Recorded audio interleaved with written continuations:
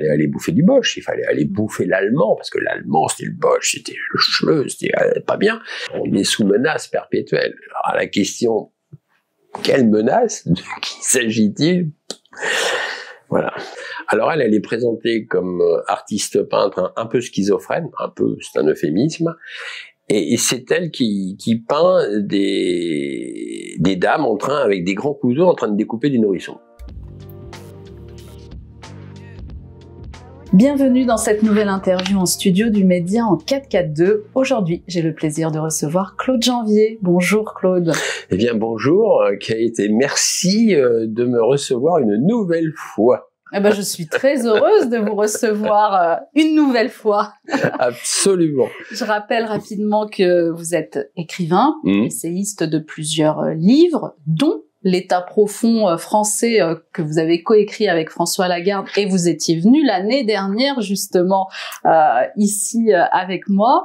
Vous êtes également l'animateur de l'émission Libre Parole sur TV ADP. Oui. Et puis aujourd'hui, vous venez nous présenter votre dernier livre. C'est pas vraiment le dernier livre, c'est l'avant-dernier. On va voir pourquoi. Mais l'avant-dernier livre que vous avez coécrit avec Jean-Loup Isambert, que je salue chaleureusement d'ailleurs, vous me le permettez, hein. Mais je vous en prie, bien sûr. Dont le titre est L'abandon français, quelque chose est pourri dans mon royaume de France, avec une préface de Jean-Luc Pugeot, publiée aux éditions Jean-Cyril Godefroy.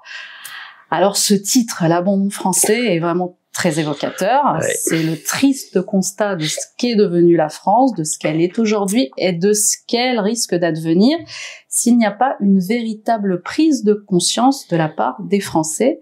Et moi, j'ai une première question à vous poser avant qu'on entre dans le vif du sujet. Qu'est-ce que c'est qu'être Français aujourd'hui pour vous ? Ça, c'est une bonne question. Je vous remercie de l'avoir posé, Jean, celui qui réfléchit avant de répondre.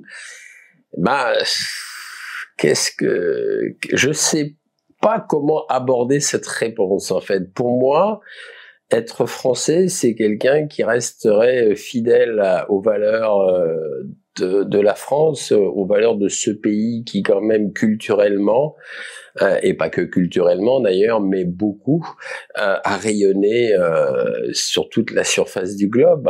Un pays qui, quand même, avec l'Italie, au niveau des arts, a été au premier plan, au niveau de la culture, avec cette langue française compliquée à apprendre, parce que certes, il y a beaucoup de cas particuliers, la grammaire française est un peu compliquée, mais c'est tout un patrimoine. La France est un remarquable pays que j'aime beaucoup.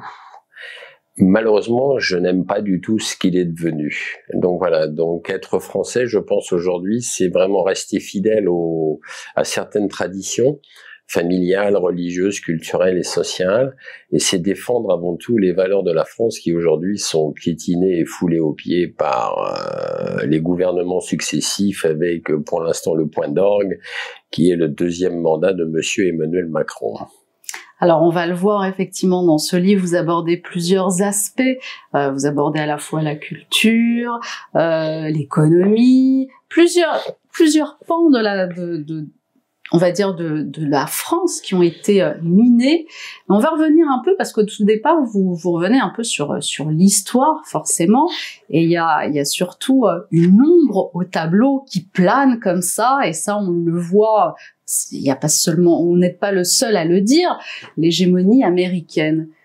Et vous dites que c'est le nouvel occupant de la France. Alors j'en avais parlé un petit peu avec Jean-Loup Isambert dans son précédent livre Empêcher l'Europe. On en avait parlé de ça, et vous revenez, vous insistez sur ce point, l'hégémonie américaine, et on va essayer de comprendre pourquoi c'est le nouvel occupant de la France. Eh oui, c'est vrai qu'on le souligne, parce que c'est bien de cela dont il s'agit, c'est-à-dire c'est la destruction programmée de la France et aussi de la francophonie par les anglo-saxons. C'est-à-dire pas uniquement les Américains, mais aussi par les Anglais. C'est pour ça que c'est le terme global qui est anglo-saxon. En fait, le problème avec les anglo-saxons, alors qu'on se méprenne pas sur mes paroles. Je n'ai rien contre le peuple américain, je n'ai rien contre le peuple anglais. mais j'ai tout contre leur politique et les politiciens qui se sont succédés à la tête de leurs deux pays et qui se sont fait une grande spécialité, c'est-à-dire de prendre tous les pays de cette planète et d'en faire leur terrain de jeu afin de mieux les piller et de mieux les coloniser et de mieux les contrôler. Alors, de toute façon, l'histoire est là pour nous le prouver. Rapidement, c'est pas dans notre livre, mais je vais faire une petite dérogation. C'est vrai que si j'avais écrit un billet d'humeur il y a environ 7 mois, il a pas pris une ride. Et en fait, je faisais quand même une rapide chronologie des guerres engendrées par les anglo-saxons, et c'est vrai que depuis 1880, malheureusement, force est de constater que les anglo-saxons ont tué à peu près 500 millions de personnes à travers le monde. Quand on voit qu'aujourd'hui, en Europe, dans l'UE, nous sommes 445 millions d'habitants, les anglo-saxons, depuis 1880, en ont tué 500 millions quand même. C'est quand même pas mal, ils ont tué plus que la population actuelle de l'Union européenne.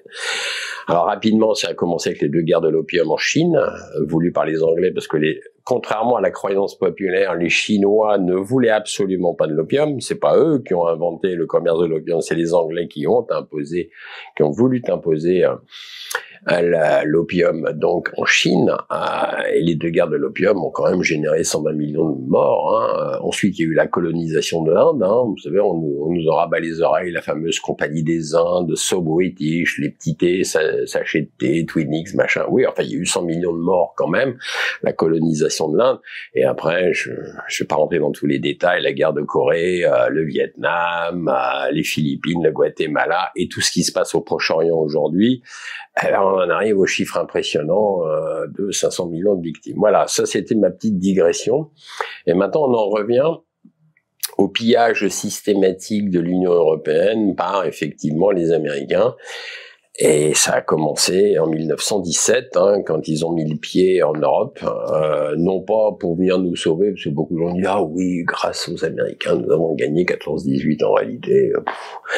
En réalité, c'est très peu vrai, et c'est surtout faux, parce que à l'époque, de toute façon, les 2 camps étaient exsangues, donc à un moment donné, cette guerre folle allait s'arrêter, cette grande boucherie allait s'arrêter, mais eux, ça leur a permis de mettre le pied en Europe. Et ils ont remis le couvert en 1940, et ça c'est dans notre livre, L'abondant français, quand Washington prenait secrètement contact avec le maréchal Pétain, à l'époque basé à Vichy, et quand les tractations et les échanges portaient sur la fin de la guerre, parce que de toute façon les États-Unis avaient prévu qu'il y aurait une fin à cette 2e guerre mondiale. Et le but que eux voulaient mettre en place, c'est de faire que la France devienne à la libération un protectorat, ainsi que d'autres pays d'Europe d'ailleurs. Donc à cet effet, ils ont imprimé une espèce de fausse monnaie, c'est-à-dire une espèce de franc-dollar. Toute cette opération, c'était l'opération Amgot, qui est un acronyme. Et en fait, à la fin de la guerre, ils sont arrivés avec leurs valises pleines de billets, et heureusement, le général de Gaulle à l'époque, avec quelques commissaires, a dit « vous êtes gentils, les Américains, mais go home, je ne veux pas de votre fausse monnaie, il est hors de question que vous fassiez de la France un protectorat », et les a mis dehors, et en 1966, d'ailleurs, le général de Gaulle sortait la France de l'OTAN. Que Nicolas Sarkozy s'est empressé de nous y remettre d'ailleurs. Lui, il a trahi la France 2 fois, comme ça, et pas que. Avec, je rappelle vite fait, quand tous les Français ont dit non au traité de Lisbonne, Nicolas Sarkozy, quand il a été élu avec François Fillon, n'est-ce pas, parce qu'il était là quand même, François Fillon, mais ils ont dit oui. Ah, vous avez dit non, nous on dit oui. C'est bien, un bel exemple de démocratie, en effet. Et en plus, pour enfoncer le clou du cercueil de la France, eh bien, Nicolas Sarkozy nous a remis dans l'OTAN. Fantastique. Donc voilà, ça, c'est effectivement la courte explication, mais il y a beaucoup plus évidemment à découvrir sur comment les États-Unis ont mis le pied en Europe, et depuis, ils n'ont jamais lâché l'Europe et ils n'ont jamais lâché la France, pardon. Alors justement, quel est l'intérêt pour les États-Unis d'avoir un pied en France et qu'elle devienne finalement un protectorat? On va le voir, vous avez cité Nicolas Sarkozy, on citera d'autres hommes politiques qui ont joué un rôle clé dans cette hégémonie américaine, américanisation de la France, je ne sais pas comment le dire, mais en tout cas, on le verra, il y en a eu plusieurs. Mais pourquoi à ce moment-là, dès les années 40, on est encore en pleine Seconde Guerre mondiale, c'est un intérêt, les États-Unis portent un intérêt particulier pour la France. Alors, il y a un double intérêt, selon eux. C'est, primo, il n'y avait pas de place sur le monde entier entre la francophonie et la langue anglaise. Donc il fallait de toute façon supprimer la langue française rayonnait beaucoup, puisque la langue française était beaucoup parlée, moins maintenant en Afrique, etc., était beaucoup enseignée, et faisait de l'ombre effectivement à cette hégémonie anglo-saxonne. Donc cette hégémonie de la langue anglaise. Bon, ça c'est le premier point. Et le deuxième point, vous savez, l'Europe occidentale, ce sont des pays riches. Bon, l'Allemagne était déjà vassalisée à la fin de la guerre aux USA, puisque c'était le pays perdant, et il fallait vassaliser donc la France, qui est quand même un pays riche, qui a toujours été un pays riche, et quand même avec une industrie et un bon nombre de cerveaux, je dirais, si je peux les appeler ainsi, mais des têtes pensantes, aussi bien dans le domaine de l'ingénierie que la médecine, etc. Et donc c'était très intéressant pour les États-Unis et les Anglo-Saxons de piller effectivement, mais pas uniquement notre culture, mais de piller surtout l'industrie et de piller nos richesses industrielles et économiques. Et c'est de cela dont il s'agit vraiment. C'est-à-dire qu'aujourd'hui, on voit bien qu'il y a eu un bradage honteux, mais vraiment honteux de beaucoup de grandes entreprises. Je vais pas revenir sur Alstom, qu'Emmanuel Macron nous a gentiment entre guillemets bradé. C'est une honte absolue, mais on peut prendre ArcelorMittal, on peut prendre Alcatel, on peut prendre Rhodia. Il y a énormément d'entreprises qui malheureusement ont fini dans les mains américaines. Alcatel, c'est une honte absolue. On était très bon dans le monopole des câbles sous-marins, Alcatel, et Alcatel a été anéanti, effectivement. Ça a été du pillage vraiment industriel et économique. Et tant et si bien d'ailleurs qu'aujourd'hui, toutes les informations des hauts cadres de toutes nos sociétés du CAC 40, toutes les informations concernant donc à titre personnel les hauts cadres et la direction, et concernant aussi les secrets industriels, tout cela c'est pillé et envoyé aux États-Unis. C'est-à-dire qu'en réalité, c'est un pillage vraiment en règle, mais malheureusement, la majorité des Français l'ignorent. Et on va y revenir dessus. Pour continuer sur cette ingérence anglo-saxonne, plusieurs personnes vont être instrumentalisées, plusieurs figures politiques vont émerger comme ça et vont contribuer justement, vont servir les intérêts américains. Vous l'évoquez rapidement, mais j'en avais discuté avec Jean-Louis Zambert. On a les pseudo-pères fondateurs de l'Union européenne, Jean Monnet, Robert Schuman, Paul-Henri Spaak. Et puis après, on a tous ces hommes politiques, Valéry Giscard d'Estaing, vous le citez, François Mitterrand, Raymond Barre. Enfin, il y en a une multitude, jusqu'à arriver à Nicolas Sarkozy, François Hollande et Emmanuel Macron. Et vous dites en fait qu'ils ont servi effectivement les intérêts des Américains au détriment de la France. Alors, comment quand on est français, qu'on est un politicien, on est censé être au service de son pays, comment finalement on se dit non, ce qui va primer, c'est les intérêts de l'autre et pas les intérêts nationaux? C'est du confort. Vous savez, ce qu'il faut bien comprendre, c'est que le général de Gaulle, il n'a pas que des points positifs, il a eu aussi quelques défauts, mais c'était quand même le seul président, ça a été le seul président de la Ve République à être non-atlantiste.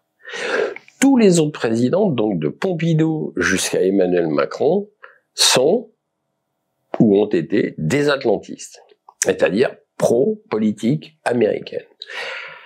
Et alors à la question pourquoi, je dirais l'appât du gain, le confort. c'est quand même tellement facile d'avoir et tellement confortable d'être dans des chaussons ou quand même de jouir de toutes les facilités qu'offre une république avec de l'argent qui arrive et qui est là et un soutien quand même de la plus grande puissance mondiale qui est quand même les États-Unis, enfin qui était, parce que maintenant ça commence un peu à s'effriter, et c'est tant mieux d'ailleurs, mais donc oui, c'est très confortable, et il faut quand même pas oublier qu'aussi la grande finance, et ça c'est intéressant de comprendre ce point-là, c'est que la haute finance internationale est quand même à majorité anglo-saxonne.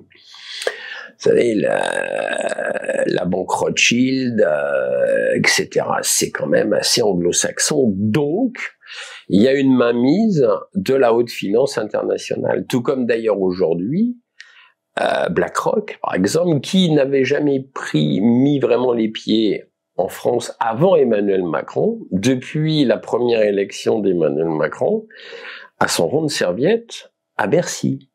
C'est-à-dire que Larry Fink, le PDG de BlackRock, est venu plusieurs fois atterrir donc au Bourget, reçu par Emmanuel Macron, et BlackRock a son rond de serviette, si je peux m'exprimer ainsi, à Bercy, tout comme le cabinet McKinsey. Et là, on retrouve encore cette espèce de haute finance internationale qui a mainmise complètement sur les finances de notre pays. Vous savez, le cœur d'un pays, c'est les finances. Faut pas se leurrer. Un pays sans les finances, il est rien. Donc la France, en tant que pays riche, enfin, j'ai une tendance à dire maintenant était, parce que là aussi, on est quand même en grande perdition. Mais bon, on va mettre le présent est un pays riche. Et à partir du moment où un pays est riche, il attire la convoitise de puissances étrangères, et notamment, bien entendu, les anglo-saxons. Et c'est comme ça que Bercy est quand même beaucoup sous la coupe donc de la haute finance internationale à majorité anglo-saxonne. Alors, mainmise économique, mainmise aussi politique, on peut le dire, puisque nos politiques sont instrumentalisées.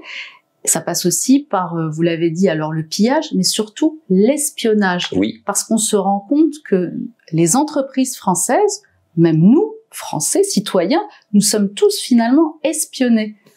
C'est ça, c'est de l'espionnage. Et avec de l'espionnage, vous vous assurez le contrôle de beaucoup de choses.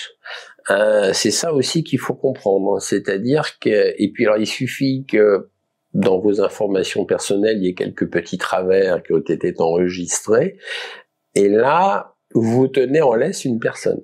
C'est très intéressant. C'est-à-dire que d'un côté, il y a effectivement ce contrôle qui existe, mais qui n'est pas évidemment vu, ni de premier plan, puisque les gens se disent, bon, là, ils savent un peu mes petits travers, et j'ai un petit dossier sur moi, donc on va obéir. Et puis, il y a aussi le fait que de l'autre côté, ils peuvent aussi acheter quelqu'un. C'est-à-dire un haut cadre ou un ingénieur peut aussi se faire acheter par une puissance étrangère parce qu'on va lui offrir peut-être le double, le triple d'un salaire de son pays, et il va se dire ah oui finalement pourquoi pas. Vous voyez, c'est toujours la patte du gain, cette espèce de cupidité mal placée, je dirais, et absolument non éthique, parce qu'en fait moi, ce qui me dépasse, je fais encore une petite digression, ce qui me dépasse, c'est que nous avons des spécialistes qui empilent l'argent sur leur compte, et au bout d'un moment, je me dis, à quoi ça leur sert? Enfin, à un moment donné, la vie est relativement assez courte, et alors à part pour être le plus riche un beau jour, le plus du cimetière, mais je vois pas l'intérêt. Il y a des gens qui cumulent les millions et les millions de dollars ou d'euros, et je me dis, mais au bout d'un moment, mais pourquoi faire? Faites-en profiter un peu le pays, ou faites-en profiter les classes les plus défavorisées, ou je sais pas. Faites quelque chose qui fait avancer la société dans le bon sens, et pas uniquement votre petit profit personnel, parce que finalement c'est très mesquin comme point de vue, c'est très... Oh, mon Dieu. Mais c'est ça qui est fou, quoi. C'est-à-dire que à quoi ça sert d'emmagasiner des tonnes de millions sur des comptes offshore, pour être une fois que vous avez 2 ou 3 hôtels particuliers, 3 Lamborghini, un jet privé, un yacht, bon, ça y est, c'est bon, on a fait le tour, vous avez tout ce qu'il faut, entre guillemets. Et Je sais pas. C'est étrange, hein, c'est vraiment étrange. L'argent est quelque chose qui pourrit beaucoup de choses, qui pourrit beaucoup l'intégrité des gens. Mais après tout, chacun peut y remettre de l'ordre aussi. Hein. C'est pas uniquement, c'est pas un fléau qui s'abat sur vous comme ça, sans que vous y puissiez rien y faire. Nous sommes d'accord. C'est ce qu'on appelle la cupidité, non? Absolument. Vous dites que parmi les entreprises françaises du CAC 40, finalement, elles ne sont pas si françaises que ça. Qu'il y a toujours une ingérence étrangère, anglo-saxonne. Et donc finalement, l'économie française va très mal. On le voit, on l'a vu en 2024 pour quelques chiffres. Hein. En 2024, il y a plus de 66 000 entreprises qui ont fait faillite, déclaré faillite. Et pour 90% d'entre elles, c'était des très petites entreprises. C'est un désastre. C'est un vrai désastre. Alors c'est vrai, pour répondre à la première partie de votre question, il est vrai que toutes les entreprises du CAC 40 aujourd'hui, BlackRock est actionnaire, entre autres, hein, je veux dire. Donc il y a déjà une ingérence étrangère, bien évidemment, y compris les usines d'armement. C'est ça qui est intéressant aussi. Il y a quand même BlackRock derrière au Vanguard, etc. Après, malheureusement, c'est un pilonnage systématique et vous avez raison de le souligner. Beaucoup de PME et de petites entreprises ont disparu. Je crois qu'il y a un chiffre, alors attendez, je réfléchis 2 secondes. Il y a eu en 2023, oui, c'est un chiffre de 2023, c'est un chiffre de Bercy, donc c'est vérifiable. 225 entreprises ont disparu en 2023. Et des entreprises de 5 salariés, c'est quand même des entreprises qui avaient quand même un certain nombre de salariés. 225 entreprises ont disparu, soit elles ont disparu totalement, soit elles ont été vendues à l'étranger. C'est intéressant, c'est un chiffre de Bercy. Donc chaque année, on voit bien que soit les entreprises disparaissent, soit elles sont vendues à des puissances étrangères. Là, on a la dernière en date, je ne sais pas si vous l'avez entendu, c'est la société Alibert. Oui. Donc elle a été fondée en 1930. Oui, Alibert, ouais. Et elle était connue pour fabriquer des meubles de salle de bain. Oui. Et elle a déposé le bilan, le tribunal de commerce de Grenoble. Oui, Grenoble. Ouais. C'est dramatique, hein. Il y a eu aussi pendant la crise, sanitaire, cette espèce de... Il y a eu, je sais pas combien d'entreprises qui ont déposé le bilan, les chaussures André, Pinky, je sais plus, je les ai plus trop en tête, mais c'était une avalanche et en cascade, quoi, et pourtant, c'était des enseignes, on avait l'habitude de les voir, elles avaient quand même pignon sur rue, pardon.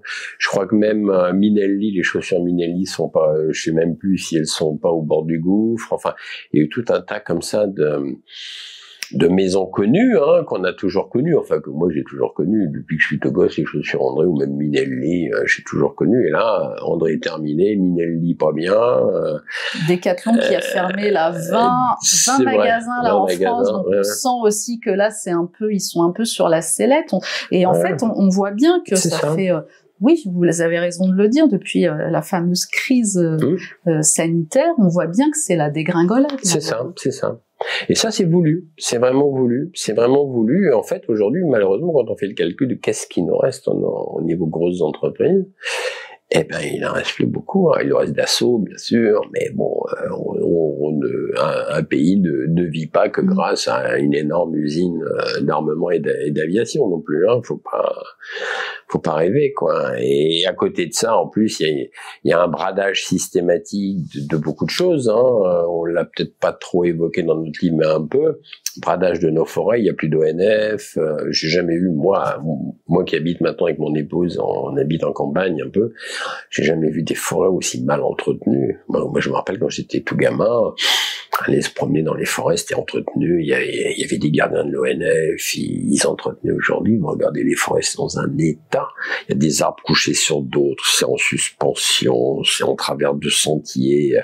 Alors, il y a des pans entiers qui sont vendus à des sociétés privées, d'ailleurs, qui elles, coupent tout pour vendre le bois Et après applique soi-disant le plan de relance d'Emmanuel Macron de replanter, puisqu'il avait promis de replanter un programme pour replanter 1 milliard d'arbres. Oui, sauf que ce qui est pas dit dans la chanson, c'est qu'il replante des sapins de Douglas. Or, le sapin de Douglas, bah, c'est un sapin qui, au bout de 15-20 ans, on peut le couper. Donc ça, là encore, il y a de la cupidité, et aussi ce qu'il faut comprendre, c'est que le sapin de Douglas, eh bien ma foi, c'est pas un chêne, c'est pas un hêtre, et ça ne convient pas à tous les types de régions, à toutes les régions. Mais voilà, c'est ça, on coupe des chênes séculaires, on coupe des hêtres, on coupe des très beaux arbres, et on replante après du sapin de Douglas, comme ça, dans 15 ans, un petit coup de tronçonneuse, et ça va repartir. Mais on marche sur la tête, quoi. On marche sur la tête, vraiment, quoi. Et c'est une politique vraiment de destruction. Et on se rend compte qu'avec cette politique de destruction, on est de plus en plus vassalisé aux Américains. Bon, on le voit avec Bruxelles, hein, de toute façon, en tant que capitale politique, c'est une vassalisation. Alors on voit bien que l'économie française est en train de sombrer, mais en même temps, moi je m'interroge, il y a quelque chose qui est assez contradictoire, et vous évoquez un peu cet aspect dans votre livre, mais pour autre chose. On a Emmanuel Macron qui nous vante les mérites, par exemple, de la French Tech. Pour ceux qui connaissent, c'est sur Paris. Est-ce que c'est Xavier Niel qui a initié ce projet, ou la French Tech? Je me souviens pas. Il faut pas que je dise de bêtises. Je pourrais pas vous le confirmer non plus. J'ai un doute. Il y a la French Tech, il y a aussi le Made in France, sur lequel on met beaucoup de moyens. D'ailleurs, il y a un salon annuel qui est organisé à Porte de Versailles, je crois, donc c'est assez contradictoire. En même temps, d'un côté, on vante les mérites de la tech à la française et du fabriqué en France. Et en même temps, l'économie ne va pas bien. Et alors vous l'avez évoqué, vous avez évoqué ces mots-là pour d'autres raisons. Mais là, on reste sur l'économie. Déjà, le titre de ces salons, moi, ne me parle pas. Made in France. Je sais pas. Normalement, on est en France, ça pourrait être fabriqué en France ou le produit français. Après, il y avait eu un salon il y a 1 an ou 2, Chose France. Ça, on en parle dans notre livre aussi. On subit ce matraquage de mots anglais sans arrêt qui interfère dans notre langue, mais à un point. Moi, quelquefois, je me dis, c'est une blague. Un petit exemple. Je digresse un peu. Il n'y a pas si longtemps, je suis à Rouen. Je marche dans la rue, un abribus, et je regarde l'affiche de publicité. Là, étonnant. Publicité pour Ricard. Je n'en fais pas, hein, mais c'est l'exemple. Ricard. Bon. Deux personnes entrant avec des verres marqués Ricard, les coupes Ricard, le machin. Bon, ok. Et je vois le titre de la publicité, Borne à Marseille. Du Ricard, Borne à Marseille. Né à Marseille, non, jamais. Non, Borne à Marseille. Et vous vous dites, c'est quoi ce truc? Dans le métro, il n'y a pas si longtemps, je tombe sur une affiche. Alors les affiches du métro, elles sont grandes, hein. Dans les stations, on peut pas les rater, hein. Il y avait un canard botoxé avec des lèvres énormes. Déjà, c'était une horreur. Et je vois la légende, c'était marqué « T'as duck face pour mieux se maquiller, machin ». Ça invente un espèce de produit de maquillage. Alors déjà, moi, je serais une femme. Je me dirais, voilà, ça serait répulsif. Jamais j'achèterais ce machin. Mais je me dis, mais comment un jeune gars, aujourd'hui, qui a, je sais pas, 10-12 ans et qui commence à essayer de parler correctement le français, etc., comment il ne peut pas être plongé dans la confusion quand il a tous les jours, parce que là, c'est au quotidien, quand il a des exemples comme ça, sans arrêt de pub où il y a toujours un mot ou 2 ou 3 d'anglais. Et à un moment donné, c'est confus. Enfin, moi, je me dis, mais pourquoi faire ça? Et c'est voulu. Là aussi, c'est voulu. C'est-à-dire, c'est pareil. Ils sont en train d'éliminer petit à petit notre langue française pour que ça devienne, et on le dit dans notre livre, effectivement, transformer en une espèce de globish. On va pas. Globish ou du franglish. Voilà, du globish, du franglish. Et ça va devenir malheureusement uniforme à toute l'Europe occidentale, c'est-à-dire cette espèce de globish, c'est-à-dire que de la Norvège, enfin de la Suède plutôt, jusqu'au bas de l'Italie, il va y avoir cette espèce de globish. Mais pour en revenir à ma question alors de cette fameuse French Tech, je ne sais pas si vous avez eu l'occasion d'y entrer. Moi, j'ai eu l'occasion d'y entrer plusieurs fois. J'y suis jamais allé. Donc c'est un peu conçu, bah oui, à l'américaine parce que c'est un peu des open space. Après, vous avez plusieurs. Alors ça, tous ceux qui connaissent, hein, vous avez plusieurs salles. Il y a des espèces de conférences qui se passent à l'intérieur. C'est très high tech, hein, vraiment, à la French Tech. Hein, c'est très high tech. Pour quelle raison mettre à l'honneur, mettre en avant cette structure-là, cette manière, parce que c'est une manière de faire. Là-bas, il y a surtout des entreprises qui innovent. Voilà, on accueille, c'est aussi, je crois, un accueil, une espèce de pépinière d'entreprise, si je dis pas de bêtises, pour les entreprises spécialisées dans l'innovation, dans la technologie. Pourquoi on encourage ça? Et il y a même des financements qui sont donnés par la BPI France. Hein. Pourquoi on encourage ça? Et le Made in France et la French Tech, si l'économie française est en train de sombrer. Bah, là encore, c'est toujours une question de où va l'argent, enfin à qui ça profite, parce que derrière la BPI France, derrière il y a bien évidemment la haute finance derrière, et à partir du moment où ils peuvent en tirer, ou plutôt en aspirer la substantifique moelle, ils le font. En réalité, ils sont pas plus en train d'encourager réellement la French Tech, pour parler globish, qu'autre chose.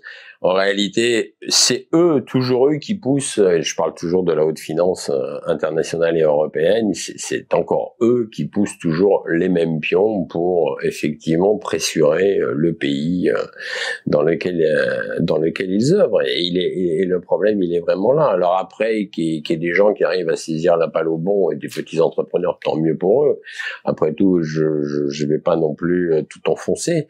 Mais le problème, c'est quels sont les grands dessins et les grands buts autour de ça, et c'est ça qui est important à comprendre aussi. C'est parce que derrière, on nous emmène petit à petit vers un nouvel État, un nouvel empire européen. C'est le titre d'ailleurs de mon petit recueil là que je viens de sortir en réponse au manuel de survie que va nous envoyer Emmanuel Macron à tous les foyers de France.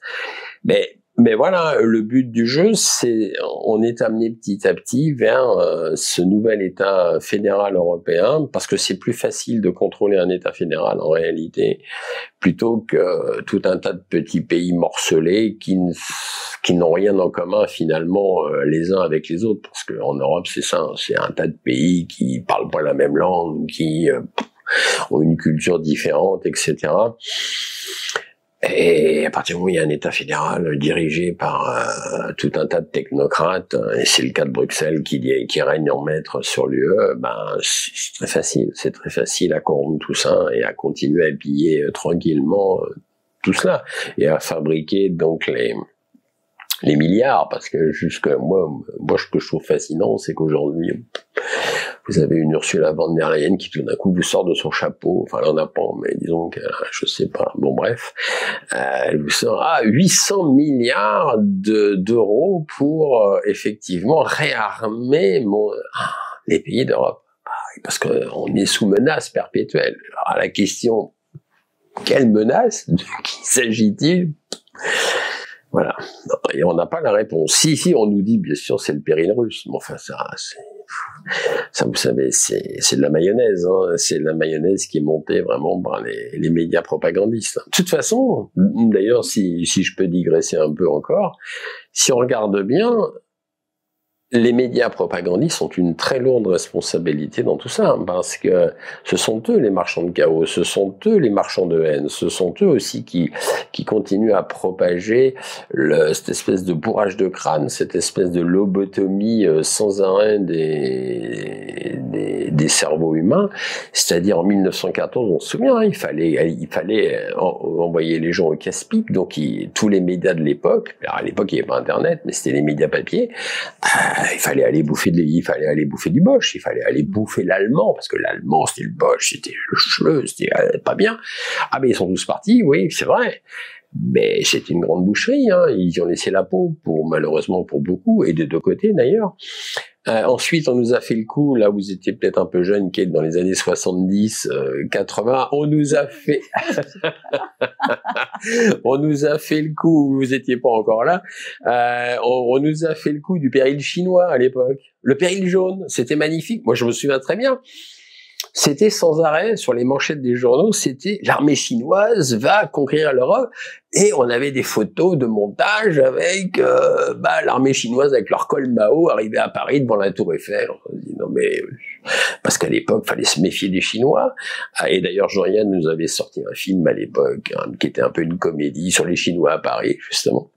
Mais là encore, c'est de la propagande. Et aujourd'hui, quand on regarde la propagande d'aujourd'hui, c'est le péril russe. Il faut aller bouffer du russe. Et c'est tout le temps comme ça. Et malheureusement, avec Internet, l'ère électronique et d'ailleurs au niveau électronique, on l'a mentionné quand même un peu dans notre livre aussi, nous sommes une des colonies numériques des États-Unis. Puisqu'en fait, aujourd'hui, en parlant du numérique et du contrôle par les Américains et par les Anglo-Saxons d'Internet, c'est quand même eux qui ont la main mise sur Internet mondialement, hein. C'est quand même toutes les données, on en parlait tout à l'heure, personnelles, donc confidentielles, mais quand même, et les données industrielles et le fichage de chaque citoyen, tout ça, ça part chez Microsoft.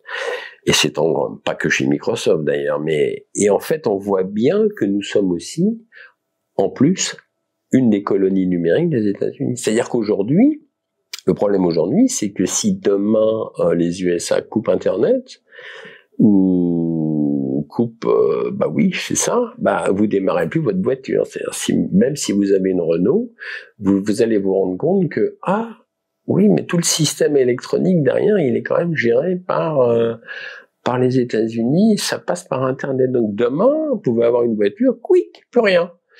C'est bien. On voit bien un peu on voit mieux comme ça cette espèce de mondialisation, de vassalisation. Inéluctable d'ailleurs, parce que de toute façon aujourd'hui au niveau des échanges, mais ça a un côté... Alors, ça a des avantages, quelque part. On a tous un portable. Aujourd'hui, on peut se parler de Tokyo jusqu'à Vancouver. On peut s'appeler, alors qu'avant, on pouvait pas. Oui, il fallait, c'était compliqué. Mais de l'autre côté, c'est redoutable. C'est-à-dire que il y a aussi tout un contrôle derrière et toute une dépendance qui est vraiment assez énorme. Est-ce qu'on peut s'interroger justement avec l'arrivée de Donald Trump à la tête des États-Unis, que ça pourrait changer, que peut-être que lui est plus enclin à défendre les intérêts avant tout nationaux que de s'intéresser peut-être à l'Europe, ce vieux continent pour qui peut-être il n'a pas trop d'intérêt? Alors Donald Trump, je dirais, c'est un peu, c'est Dr. Jekyll et Mr. Hyde, c'est-à-dire il a les deux faces, quoi. C'est-à-dire que, bien évidemment, je préfère, sans conteste, un Donald Trump qu'un Joe Biden ou qu'une Kamala Harris. Ça, c'est d'une évidence absolue. Il valait mieux un républicain, de toute façon, à la tête des États-Unis que des démocrates. Ça, c'est clair. Alors après, Donald Trump, il a ses bons côtés, c'est-à-dire il a mis un coup de pied dans la fourmilière, il a arrêté le financement de l'USAID, et ça c'est absolument parfait, ce qui fait qu'il y a une quantité assez phénoménale d'ONG qui en fait n'avaient juste que le nom au niveau d'organisations humanitaires qui en sous-main fomentaient avec l'argent et des coups fourrés dans des États pour faire sombrer un peu les gouvernements, entre autres. Donc ça, parfait. Il a une position assez anti-woke et anti-LGBT, parfait aussi. De l'autre, faut pas se leurrer. Donald Trump, son pays va pas très bien. Et ça, de toute façon, c'est aussi quelque chose qu'il faut savoir. C'est-à-dire que les États-Unis, moi, je suis allé un certain nombre de fois aux États-Unis. Bon, la dernière fois que j'y suis allé, c'était en 2008, donc ça commence à dater un peu. Mais à l'époque, je n'avais jamais vu des tentes comme il y a aujourd'hui aux États-Unis. Il y a des SDF qui couchent dans des tentes, par exemple à Los Angeles. Depuis la crise des subprimes, donc en 2008, les États-Unis aujourd'hui, c'est 100 millions de pauvres quand même sur 360 ou 370 millions d'habitants. C'est quand même une dette phénoménale.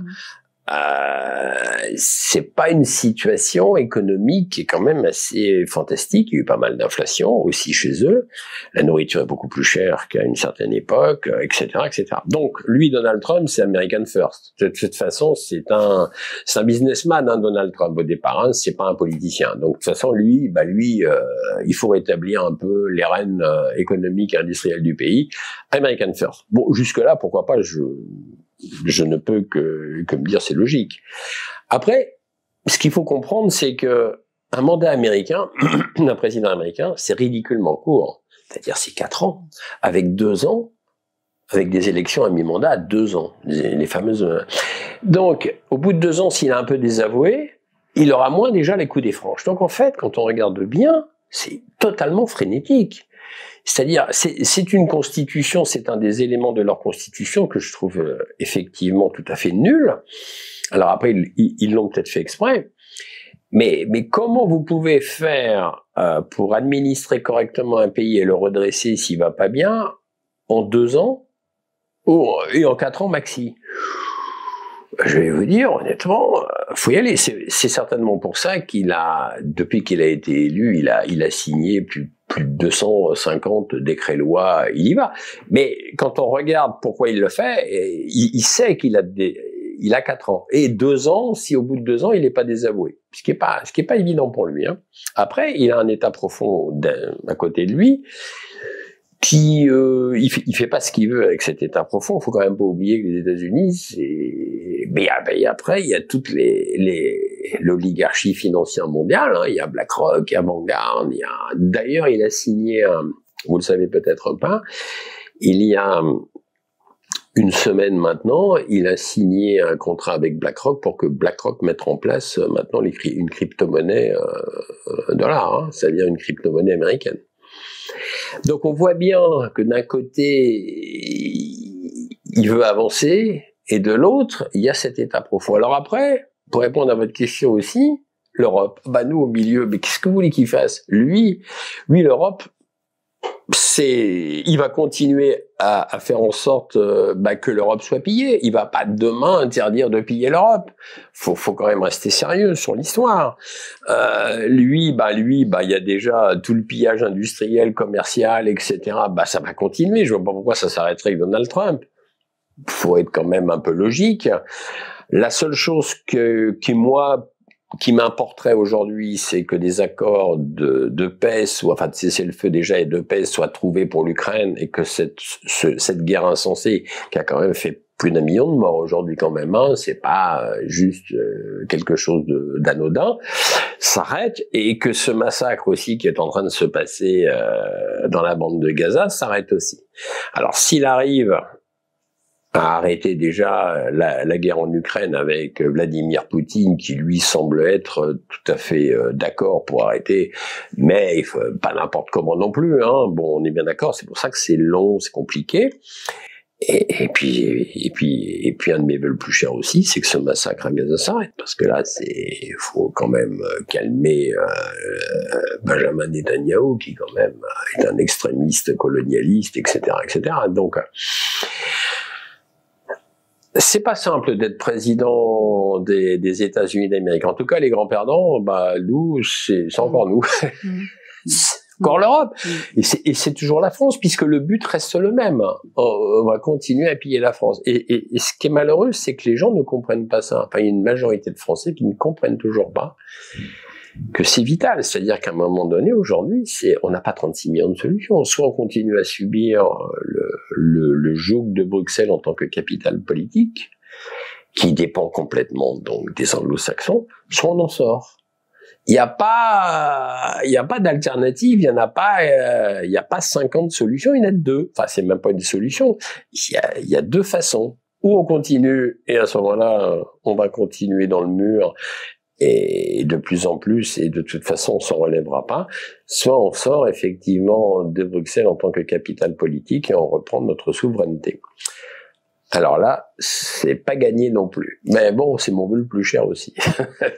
Vous parlez justement de la guerre entre la Russie et l'Ukraine. Est-ce que vous avez vu cette information qui est passée sur Nord Stream des pourparlers entre la Russie et les États-Unis pour un rachat des Américains de Nord Stream. Donc il y aurait un riche industriel américain qui serait en train d'échanger, en tout cas pour ce rachat, et les Russes seraient visiblement d'accord. En tout cas, c'est en pourparlers. Ben, ce sont ces Américains qui l'ont torpillé, hein, quand même, le Nord Stream 1 et 2, parce que il y a des gens qui disent oui, mais non, on n'a pas toutes les preuves. Ah, attendez, ça a été prouvé, hein. Ça a été prouvé. Je crois que moi j'ai reçu Jean-Michel Raffestin-Jacquemin qui l'a montré dans son, montré dans son livre, et ça a été prouvé. C'est même des plongeurs norvégiens qui l'ont fait, parce qu'apparemment ils sont très bons, parce que c'est quand même un travail un peu risqué, hein, voilà. Donc ça a été prouvé. Donc, parce que à l'époque on nous a fait croire que c'était la Fédération de Russie qui avait torpillé, ils n'avaient aucun intérêt, les Russes, à torpiller leur... C'est vraiment du grand n'importe quoi. Ils essayent vraiment de nous faire avaler des bobards. Non, mais là, c'est le comble, en fait. Alors, c'est ça qui est rigolo. Ils l'ont torpillé et ils vont le racheter. C'est intéressant. Mais, ce qui est intéressant, c'est que d'un point de vue russe, si je me place d'un point de vue de Vladimir Poutine, par exemple, ou d'un Russe, il pourrait se dire, ah bah, après tout, pourquoi on le vendrait pas aux États-Unis? Comme ça, on serait sûr qu'il le torpillerait pas à nouveau. Ou alors, il faut qu'il soit totalement stupide, quoi, qu'avec des fois avec des politiciens américains, on sait jamais. Mais c'est vrai que c'est quand même assez, enfin bon, bref. Bah là, on voit bien la mainmise, enfin ça, c'est vraiment, on voit bien la mainmise, donc, des États-Unis, là, sur l'Europe. Là, c'est vraiment flagrant. Entièrement. Si les gens ne veulent pas le voir, Entièrement. Alors, je sais pas s'ils arrivent à le voir encore. Je sais pas. La majorité des gens, des fois, moi, ça me fascine un peu, et pourtant, quand même, hein. Même si on quitte un peu le domaine économique, industriel, et si on se place même d'un point de vue culturel, je sais pas, c'est flagrant quand même. Enfin, je sais pas, flagrant. Remarquez, vous me direz. Je sais pas si des jeunes aujourd'hui peuvent faire une comparaison. J'en sais rien. Après, il y a des gens qui sont nés avec l'euro, effectivement. Il y a des gens qui sont nés avec la culture du portable, avec TikTok, avec X, enfin anciennement Twitter. Alors, effectivement, est-ce qu'ils se rendent compte que culturellement, les États-Unis nous ont quand même bien torpillés? Effectivement, on peut se poser la question. En tout cas, moi qui ai un peu plus de recul, force est de constater, et d'ailleurs c'est dans notre livre aussi, c'est qu'on est passé de 1956, des années, enfin oui c'est ça, fin 50 et moitié 50 et début 60 à des réalisations artistiques qui étaient quand même assez jolies. D'ailleurs on en parle dans notre livre de Jean Lursin avec ses colombes, etc., de la paix, les tapisseries et tout, et on est arrivé en 2001, Claude Lévesque, j'allais dire un artiste, je peux même pas dire que c'est un artiste, on est arrivé à ce monsieur qui, lui, a été en plus adoubé et propulsé par le ministère de la Culture français pour avoir doré deux gigantesques pneus de tracteur, il les a dorés à leur fin. Fantastique, ça, j'avoue, au niveau art, j'y aurais pas pensé. Et le pire, c'est que ces pneus de tracteur ont orné l'escalier monumental de l'Opéra Garnier à Paris pendant une année. Donc on est passé de Jean Lursa ou d'autres comme ça dans les années 60, début des années 60, à des gens comme lui, et qui en plus a fait son autoportrait en 2001, et pardonnez-moi de ce que je vais dire, mais c'est le titre de son autoportrait, il a mis en titre « Je suis une merde ». Et on nous vend ça comme de l'art. Et là, ouais, bon, c'est comme si moi je me disais le portrait et avec je me dirais quand même, voilà. Et on a pris un autre exemple aussi incroyable dans notre livre, c'est les WC de Marilène, dans la région Bourgogne, financé par la FRAC. Donc la FRAC, c'est le fonds régional pour l'aménagement culturel, machin. Donc elle a été subventionnée par le ministère de la Culture, en réalité. Et cette fameuse Marilène fait une vidéo de sa maison et s'appesantit sur les toilettes, sur sa cuvette des WC, et nous fait tout un speech là-dessus. Et on s'est dit, c'est de l'art, ça. Et alors, quand on a le malheur de s'adresser à la représentante du ministère de la Culture en Bourgogne, mais quand même, mais bien sûr, c'est de l'art, parce que voyez-vous, c'est pris sous l'angle, le bon angle, et puis voyez le rivet, là, voyez la petite pointe de rouille qu'il y a là. Ah, mais comment ça ne vous interpelle pas? Ah ben non, on est désolé, on n'est pas sensible à cela. Enfin, c'est tout un discours, je dirais, boboisant, gauchisant, qui commence, moi, sérieusement, à m'insupporter, parce que je me dis, non mais c'est pas vrai, quoi, quand même. Mais c'est quand même incroyable. Et ça, cette espèce de sous-culture, c'est vraiment une sous-culture, arrive directement quand même et insidieusement des pays anglo-saxons. Faut avouer quand même que ces pays anglo-saxons, une des rares choses qui nous ont amené de bien, pour ça quand même je le conteste pas, c'est le blues, le jazz et le rock. Ça, au niveau du rock anglais ou du rock américain ou du jazz, là, excellent. À part ça, pas grand-chose, il y a pas grand-chose quand même. Ils nous ont tout pompé. Ils ont pompé les moteurs italiens au niveau des voitures de course. Ils ont pompé les moteurs allemands. Ils ont pompé tout un tas d'industries françaises. Donc ils ont rien inventé. Donc en fait, et puis alors question culinaire. Si vous voulez aller aux États-Unis pour finalement manger des plats délicats, il faut oublier, hein. Alors on va me dire, ouais, non mais t'exagères, parce que quand même tu peux aller manger dans des restaurants italiens. Bah oui, un restaurant italien, on est bien d'accord. Ou un restaurant français, mais si tu vas manger dans un restaurant américain, eh bien tu manges du hamburger. Bah, c'est pas, au bout d'un moment, c'est pas que c'est mauvais, mais enfin, à un moment, bon, c'est bon, on en fait le tour, hein, du hamburger. Bon, bref, c'est un hamburger, quoi, d'accord. Aussi bon soit-il, au bout d'un moment, on a plus envie de manger autre chose. Il n'y a pas. Bon voilà, c'est un peu, si vous voulez. Parce que effectivement vous passez du pillage économique, du pillage des données informatiques, tout ceci, au pillage culturel. Et vous dites que la culture, en fait, enfin la pseudo-culture américaine nous a envahis. Et c'est pour ça que vous parliez des pseudo-œuvres d'art, parce que il faut le dire, plus c'est moche et plus c'est coté. Ça, il faut le reconnaître. Merci François Pinault et merci Bernard Arnault. Entre parce que tous les artistes que vous citez, je suis allée voir leurs œuvres. Je me suis dit, bon, allez, par curiosité quand même. C'est bien, faut y aller, ouais. Allons voir. Et effectivement, vous citez Martin Creed qui avait fait une pyramide de papier toilette. Vous l'avez oublié, celle-ci. Hein. Ah, j'ai oublié celle-là, oui, c'est vrai, j'ai oublié. Bah, faut dire qu'il y en a tellement. Mais il est coté, cet artiste est coté. C'est terrible, même. Et on se dit, bah, finalement, oui, plus c'est moche, plus c'est beau. Mais moi, j'ai envie de vous faire une comparaison de ces artistes avec, dites-moi, l'artiste russe qui avait fait le carré blanc sur fond blanc. Il est connu ce tableau, oui, carré blanc sur fond blanc, oui, 1918. Oui, attendez, j'ai noté son nom même. J'ai même noté son nom. Alors son nom, je vous dirai pas qui c'est. Parce que je le connaissais pas, mais je connaissais son œuvre.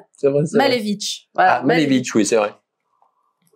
Mais c'est pas une œuvre, ça aussi. Et pourtant, ça date de 1918. Ah, mais vous savez, ça c'est Je me souviens que j'avais étudié ça au lycée. C'est pour ça que ça m'a. C'est une extravagance d'un artiste. Après tout, un artiste peut être extravagant. Je n'ai rien contre l'extravagance artistique. J'ai quand même baigné dans les années, moi, 70, où j'étais quand même adolescent dans les années 70. J'ai baigné dans l'explosion, je dirais, de la culture du rock, du hard rock, etc., et l'explosion des mobiles de Niki de Saint-Phal, etc., etc. Donc moi, j'ai rien contre l'extravagance d'artistes, et j'adore quelque part. Moi, quand je voyais David Bowie arriver sur scène avec un costard vert pomme, ah bah oui, c'est Bowie, quoi, voilà. Mais là où ça me gêne, c'est le côté, comment dire, c'est le côté business déjà. Parce que Malevich, oui, en 1918, mais il n'y avait pas ce côté business qu'il y a aujourd'hui avec le phallus là de je sais pas trop qui a été exposé à la place Vendôme, ou le vagin de la reine au château de Versailles, qui coûte quand même. Parce que ça a été monté en spéculation. Faut aller regarder. Hein. Moi, je conseille. C'est fou, hein. C'est fou, et ça coûte des millions d'euros. Et c'est là. Une crotte de chien gigantesque voilà. Aussi. Et là, attendez, on n'est plus dans l'extravagance, enfin, artistique. Mais on nous dit que ce sont une spéculation. On les présente comme des artistes provocateurs. Oui, oh bah ça c'est facile, ça. Avant-gardiste et provocateur. Bah, alors ça c'est facile.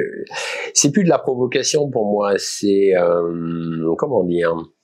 Il n'y a pas de recherche. Enfin, je veux dire. Je vais donner un petit exemple personnel. À un moment donné, avec mon épouse, il y a les 6-7 ans, il y avait une exposition de Zhao Wuqi. Zhao Wuqi, peintre chinois, qui a fait des œuvres. C'est de l'abstrait. C'est, de mon sens à moi, de mon point de vue à moi, ça n'engage que moi, c'est magnifique. On aime, on n'aime pas, mais Zhao Wuqi, c'était quelqu'un qui peignait, Alors c'est pareil, c'est pas des tableaux, hein, c'est pas du Rembrandt, c'est pas du Dali, mais c'est joli. On visite cette expo, c'était au Trocadéro par là, je crois, je me rappelle plus la salle, mais voilà. Et tout d'un coup, il y avait une expo à côté, on pouvait la visiter. On arrive là, il y avait une salle qui doit faire la dimension de votre studio, et c'était un amoncellement de meubles cassés. Ça avait été fracassé par l'artiste, entre guillemets, à coups de masse. Donc, il y avait une télé éparpillée, des fauteuils éparpillés, des canapés arrachés, de la mousse partout, enfin bon, bref. Et c'était, je sais plus ce qu'il y avait comme légende, et c'était une œuvre d'art. À côté de Zhao Wuqi, on sortait de voir Zhao Wuqi, on s'est dit, la chute est dure, quand même. Et alors, voilà, alors est-ce que c'est de l'art? Pour moi, non. Est-ce que c'est une propagande insidieuse? Pour moi, oui, qui est destinée non plus à affiner les goûts de chacun ou à présenter quelque chose qui peut faire réfléchir quelqu'un, mais là, ça va emmener la personne sur un terrain où elle ne va pas réfléchir comme ça. Elle va se dire, alors soit elle est choquée, tant mieux, soit elle se dit, après tout, oui, c'est de l'art. Mais ça n'en est pas. Et ça véhicule un message de destruction qui me gêne. Et je vais prendre un exemple encore plus difficile, si vous le permettez. Myriam Cham, artiste peintre c'est Myriam Khan, suisse. Non, c'est pas Myriam Khan. J'arrive jamais à prononcer. Khan, parce que j'en ai parlé il y a pas longtemps. Une Suissesse en plus de ma génération. J'ai regardé son âge un jour, je me dis mais c'est pas vrai, elle est de ma génération. Elle a peint cette horreur, une horreur, parce qu'elle en a peint d'autres, où on voit effectivement un homme debout, nu, en train de se faire une fellation par un gamin agenouillé, les mains liées dans le dos. Tollé quand même de pas mal de gens, exposé au Palais de Tokyo à Paris, tollé de pas mal de gens, moi y compris. J'ai même écrit un mail au Palais de Tokyo, et ils m'ont fait une réponse politique. Je leur ai dit, mais attendez, c'est inadmissible d'exposer une œuvre qui, en fait, vante la pédophilie. Je veux dire, il faut appeler un chat un chat. Hein. Oui, mais la ministre de la Culture de l'époque avait défendu cette œuvre. Voilà. Emmanuel Macron a lui-même défendu au nom de l'art. Voilà. Mais là, c'est pas de l'art. C'est de la propagande. Alors après, ils m'ont fait une réponse politique au Palais de Tokyo en me disant, oui, mais vous comprenez, cet artiste veut dénoncer les crimes de guerre, les tortures. Je veux dire, c'est pas dénoncer des crimes de guerre, ça. C'est pas dénoncer des tortures. C'est faire l'apologie de la pédophilie. Je veux dire, alors, si au moins, soyez correct, puisque cette œuvre fait polémique, retirez-la de l'exposition. Point. Ils ont jamais voulu. L'exposition s'est faite tout le temps avec cette toile. C'est inadmissible. Inadmissible parce que c'est pas de l'art, c'est de la propagande. Alors, qu'est-ce que l'artiste, entre guillemets artiste d'ailleurs, veut montrer là? Eh ben, c'est intéressant parce qu'au plus profond d'elle-même, je doute fort que ce soit, c'est pas neutre. C'est pas neutre dans son propre mental, dans sa propre réflexion, c'est pas neutre. Et il y en a une autre alors là, je me souviens plus de son nom exact parce que c'est une Suédoise, ça se finit son nom par Torquist ou Tonquist. Alors elle est présentée comme artiste peintre un peu schizophrène, c'est un euphémisme. Et c'est elle qui peint des dames avec des grands couteaux en train de découper des nourrissons. Magnifique toile. Qu'est-ce que c'est que cette horreur? Mais le pire, c'est qu'une de ces toiles est exposée dans le couloir du Parlement européen à Bruxelles. Ça veut dire qu'en fait, nos élites, entre guillemets, donnent de l'importance à ce genre de propagande. C'est pernicieux et c'est vraiment fait exprès. Parce que quand même, pourquoi choisir ce genre de toile nauséabonde et de l'exposer au Parlement européen?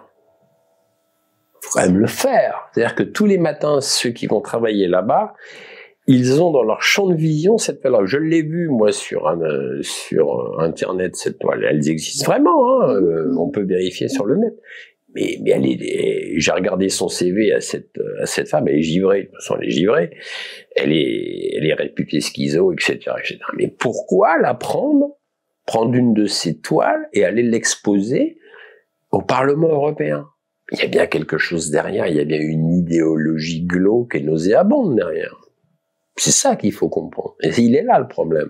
Et cette idéologie, elle est vraiment mise en place pour pervertir nos valeurs culturelles, sociétales, familiales et religieuses. Et on voit bien aussi que ces artistes sont quand même assez triés sur le volet pour être mis en lumière parce qu'ils servent justement à cette destruction, à cette propagande aussi. Et on va en revenir à cette destruction de la France, finalement, de sa culture aussi. Alors, on a parlé de ces artistes, mais tout à l'heure, vous aviez évoqué la langue, parce que ça passe aussi par la langue, et vous dites que très jeune, finalement, on veut apprendre à nos enfants, dès la maternelle, ça c'était le vœu de Pape Ndiaye, ah oui, je me rappelle, oui. L'un qui a été ministre de l'Éducation, dès la maternelle, enseigner donc l'anglais aux enfants. Alors que les enfants ne maîtrisent peut-être même pas encore assez leur langue maternelle, eh ben on leur ajoute une langue étrangère, et c'est comme ça qu'on en arrive donc au franglish, au globish. Et puis vous dites, voilà, vous nous avez cité des exemples de publicités, de slogans où on mélange à la fois du français et de l'anglais. Bah ça passe par la destruction de une langue, quoi. Oui, en fait. c'est ça. Mais c'est totalement voulu. Et malheureusement, ça se fait tous les jours, insidieusement ou ouvertement, et de façon répétée. Et il est vrai, mais Pape Ndiaye, je me souviens très bien, puisque je l'ai cité dans mon livre Les Démasqués, qui n'est réellement le monde, parce qu'à l'époque, il était ministre quand même de la culture. Non, de l'éducation nationale, pardon. Oui. Et en fait, il poussait, évidemment, en plus de l'histoire de l'anglais, il poussait cette éducation sexuelle dans les maternelles, etc., etc. Et après, pour le remercier de ses bons et loyaux services, il l'a envoyé ambassadeur. Ah oui, il a été reclassé comme ambassadeur au Parlement européen. Je sais même pas ce qu'il y fait d'ailleurs, ambassadeur. De quoi? Je ne sais pas. En tout cas, à l'époque, il avait sévi, puisque c'est lui qui voulait absolument faire une cellule LGBTQ+, pour le lobby LGBTQ+, le pousser vraiment dans les lycées, les collèges, faire en sorte d'avoir une organisation, une espèce d'organisation nationale de défense.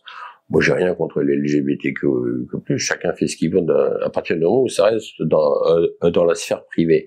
Mais quand ça devient prépondérant pour le reste de la société, pour la majorité de la société, là, effectivement, je suis totalement opposé.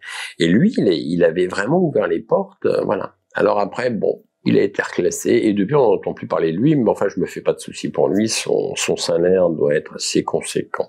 Je voudrais citer, vous le citez dans votre livre, Charles-Xavier Durand, et je trouve qui résume bien la situation et qui montre l'importance surtout du problème. Alors Charles-Xavier Durand, il est universitaire, et donc je vous cite ce que vous dites dans le livre.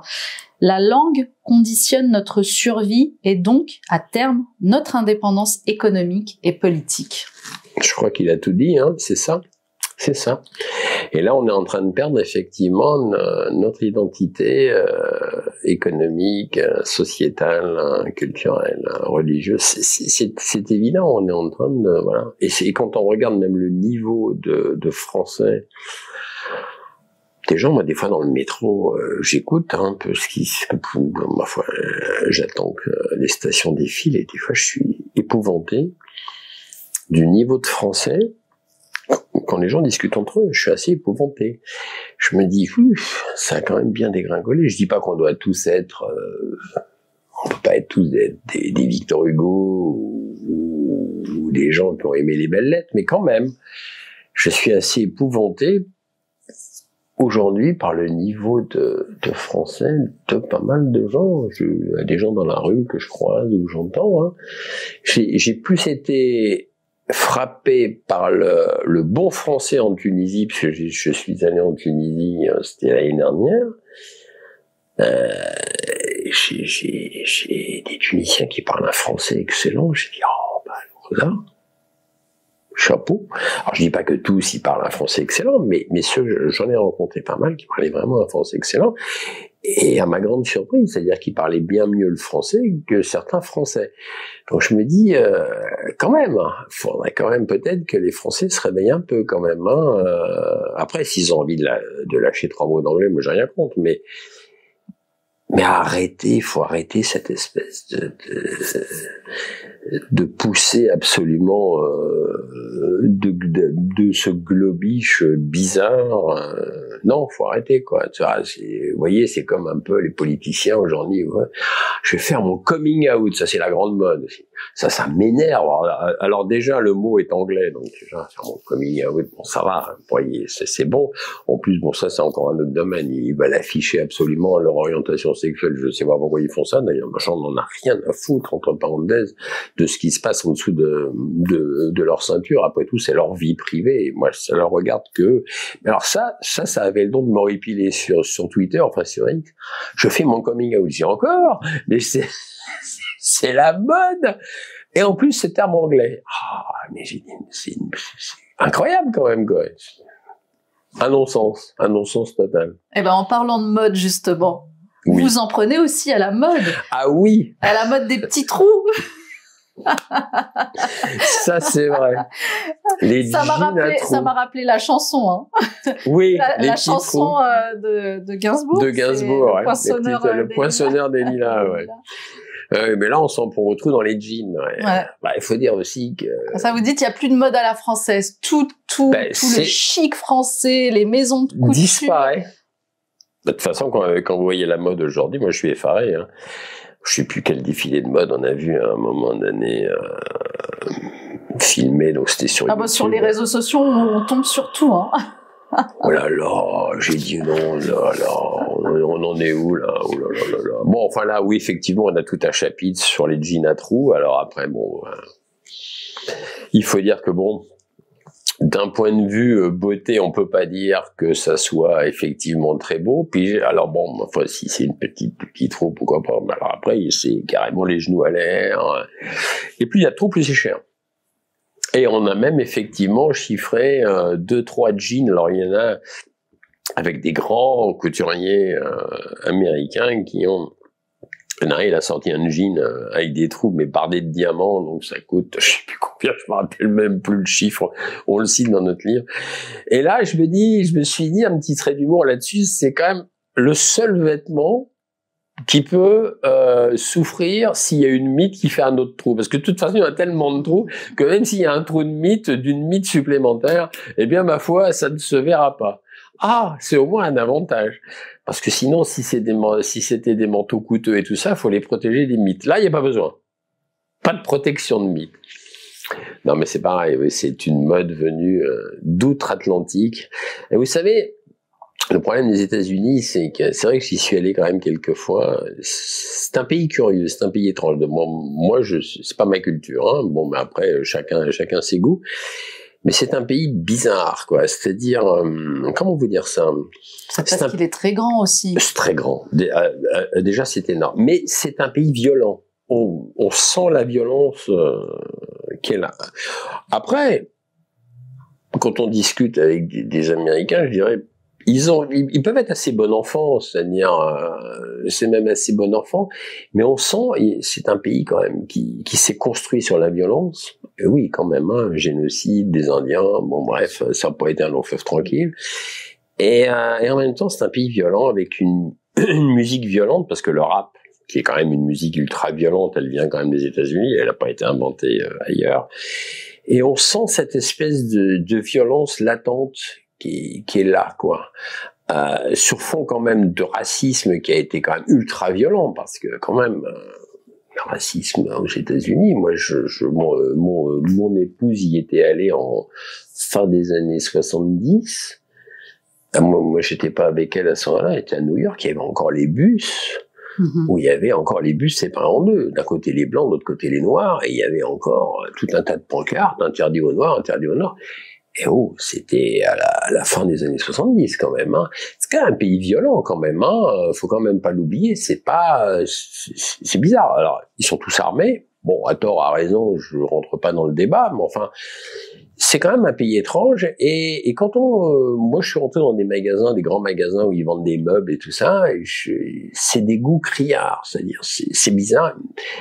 Comment dire, si les Américains écoutent ce que je vais dire, ils vont peut-être pas être contents, mais ils ont pas de goût, c'est-à-dire que c'est clinquant. C'est-à-dire que le mobilier est clinquant, c'est du goût. Il faut que ça se voit. Ah voilà, c'est ça. Voilà, merci. J'étais en train de me dire comment je peux décrire ça. Il faut que ça se voit, il faut que ça flaque. Et c'est des trucs. Moi, je regarde les fauteuils, le mobilier, les rideaux. C'est moche. Je suis désolé de le dire, mais c'est moche. C'est cher parce que ça peut être très cher, mais c'est moche. Et on le voit dans des films américains. Des fois, je regarde leur intérieur de maison, je me dis c'est moche. Mais c'est vrai que c'est moche. Alors après, chacun ses goûts. Je vais pas. Ok. Mais quand même, on voit bien que ce pays, alors ce sont des Européens qui ont quand même bâti les USA. Hein. Il y avait quand même beaucoup de Hollandais, d'Irlandais, d'Italiens, d'Anglais, un peu de Français aussi. Mais je sais pas, ils ont pas tiré la quintessence des goûts européens là. Voilà.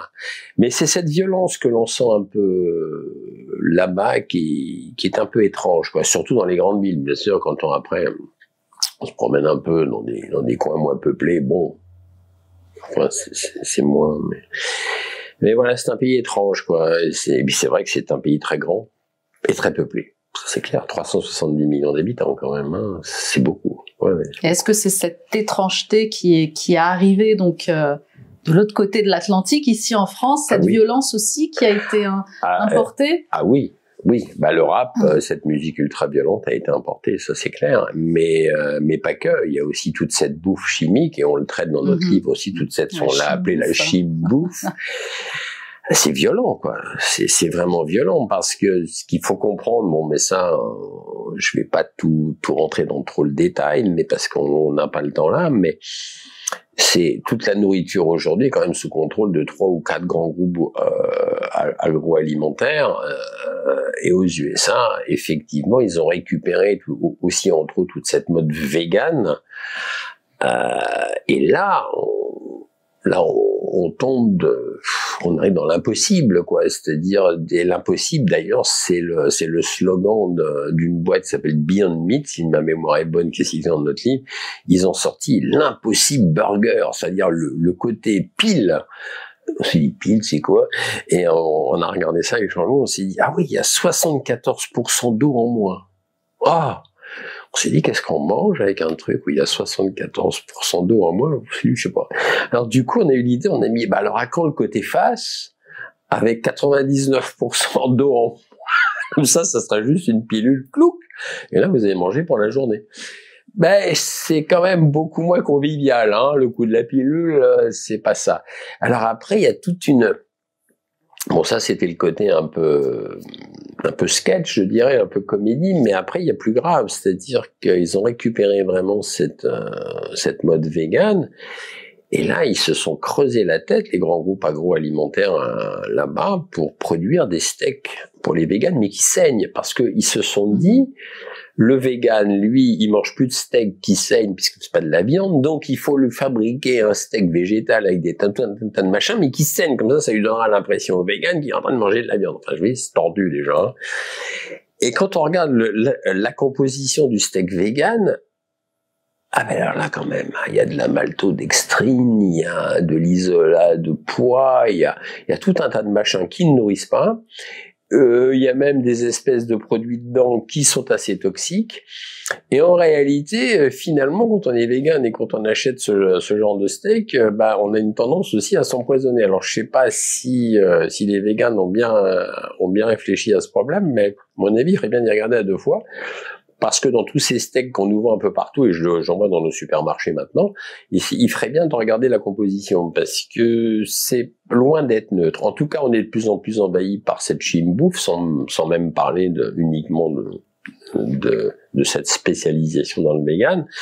Et force est de constater malheureusement qu'aujourd'hui, même en France, on est submergé par une nourriture de plus en plus bas de gamme, gorgée de sucre, gorgée d'hormones, de médicaments, d'OGM, et pire maintenant d'ARN messager, puisqu'ils vont nous vacciner, ils sont en train de nous vacciner tous les canards et toutes les volailles avec des vaccins ARN messager.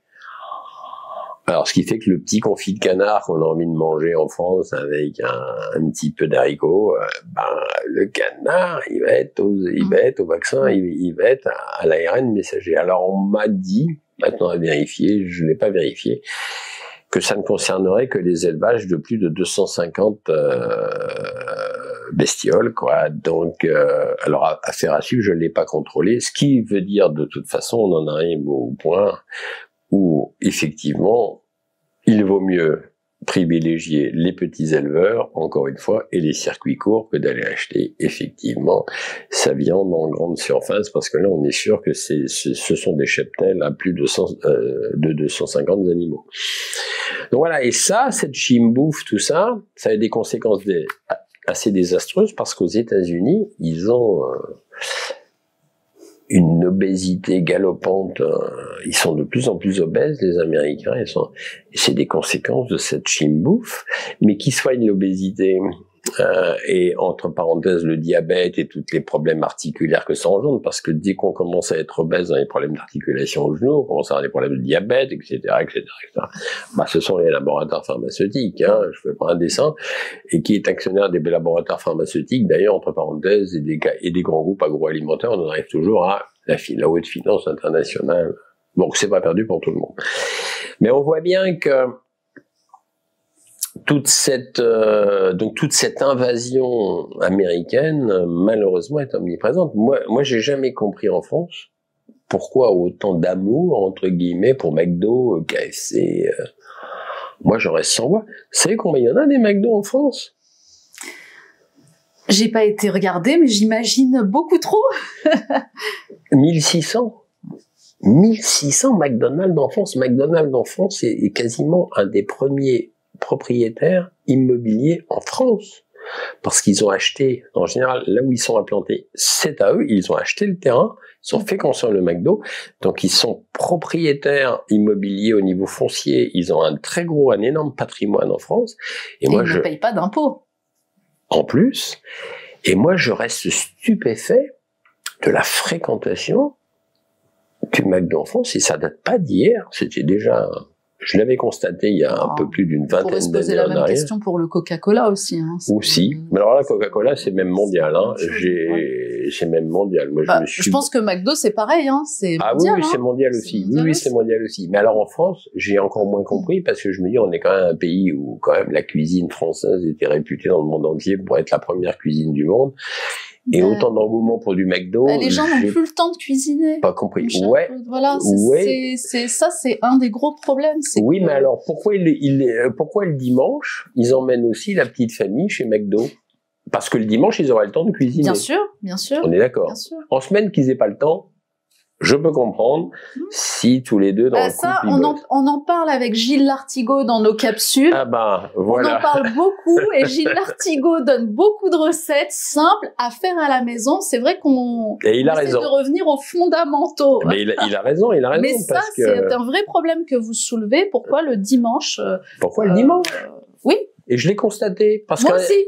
Ah ben voilà. Moi aussi, je me suis posé la question, mais c'est pas incroyable. Parce qu'un dimanche, je suis allé dans un McDo, dans une ville de 15 000 habitants, et j'ai regardé autour de moi, parce qu'en fait, si on n'y va pas, on peut pas le constater, évidemment, et moi, j'aime bien aller sur place et constater que c'est vrai ou pas. Et là, j'ai été stupéfait de voir tout un tas de familles installées avec des bambins. Et je me suis dit, mais ils peuvent pas, c'est dimanche. Ils travaillent pas le dimanche, ils peuvent pas cuisiner à la maison. Bah non, ils étaient là chez McDo. Je vous dis, moi. Alors en plus, McDo, j'avais discuté avec deux personnes qui travaillent dans un abattoir en province. Je leur ai dit McDo. Ils m'ont dit, McDo, la viande 30%. 30%? Pourquoi 30%? Mais ils m'ont dit parce qu'il y a que 30% de viande dans le steak McDo. Ben, j'ai dit 70%, c'est quoi? Bah, il me dit du soja, on sait pas trop quoi. Mais il me dit il y a que 30% de viande. Donc déjà, c'est pas nutritif. Est-ce qu'on est en train d'assister à une américanisation de la société française et finalement les Français sont en train de devenir sans personnalité? Bah malheureusement oui. Malheureusement oui. Hein. Je suis désolé. Hein. Moi, en l'espace de 50 ans, hein, depuis les années 70, le début des années 70, forcé de constater qu'on en arrive à une américanisation de la société, absolument, oui. Ah bah oui, oui, totalement même d'ailleurs. Ah oui, on a perdu beaucoup de choses quand même, quoi. C'est assez navrant quand même. Et ça, malheureusement,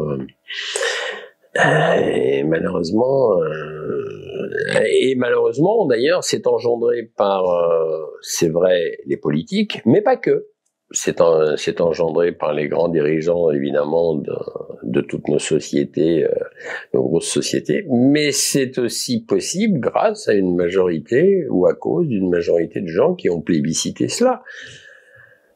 Alors bon, je peux noter quand même que depuis peut-être une quinzaine d'années, il y a peut-être un retour maintenant un peu, même dans des villes, de fabrication française, je ne vais même pas le dire en anglais, de fabrication française et de petits artisans, boulangers, pâtissiers, qui quand même remettent en avant un peu le bon goût à la française. Mais économiquement, c'est très difficile aussi de s'en sortir pour un petit artisan en France. Absolument.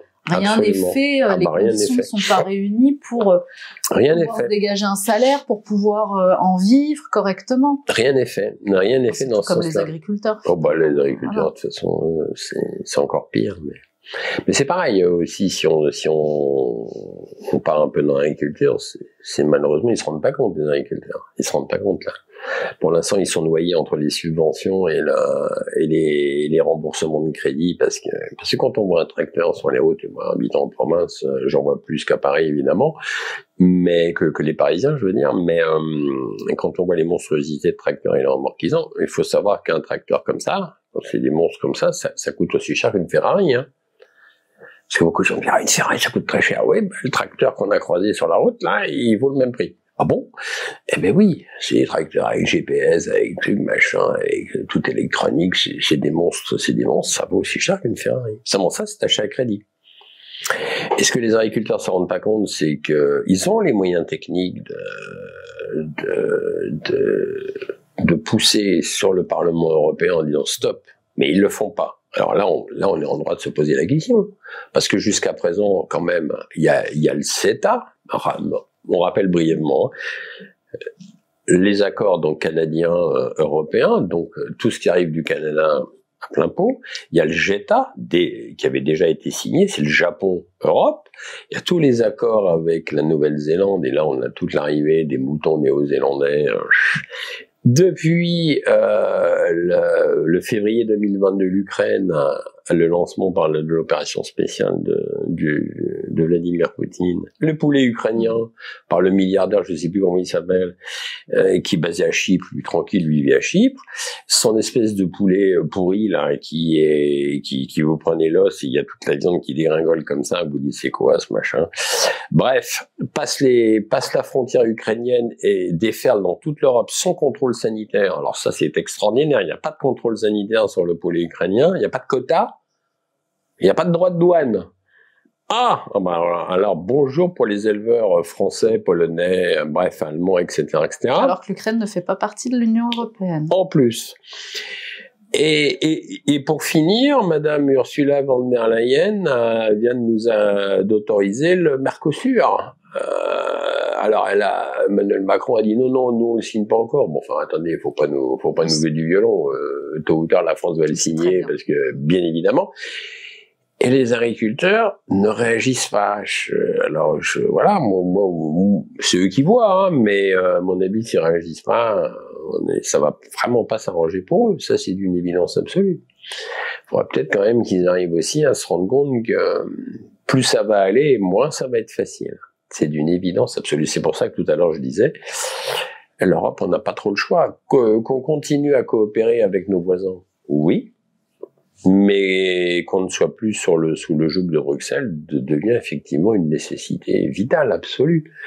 C'est-à-dire, si on veut sortir de tout ça, il faut sortir du dictat anglo-saxon. Si on n'en sort pas, on va continuer à subir la chose et on sera juste, des vassaux. Vous savez, c'est un peu comme les visiteurs. À un moment donné, il y a Jean Reno qui fait je sais plus comment il s'appelle, le comte, enfin pas le comte, là, le duc, enfin bon, bref, de toute façon, dans les visiteurs, et puis il jette les morceaux de poulet à son serviteur qui est par terre, qui est incarné par Clavier. C'est ça qui va se passer en Europe. C'est-à-dire qu'il y aura toujours l'oncle Sam d'en haut et les anglo-saxons, et puis ils vont nous jeter des miettes, là. Allez. Continue à nous servir, on vous jette des miettes. Et c'est exactement ça qui m'a... Alors on le voit sur la couverture du livre, la France est en train de sombrer, elle a encore la tête hors de l'eau, mais elle est en train de sombrer. Ah oui.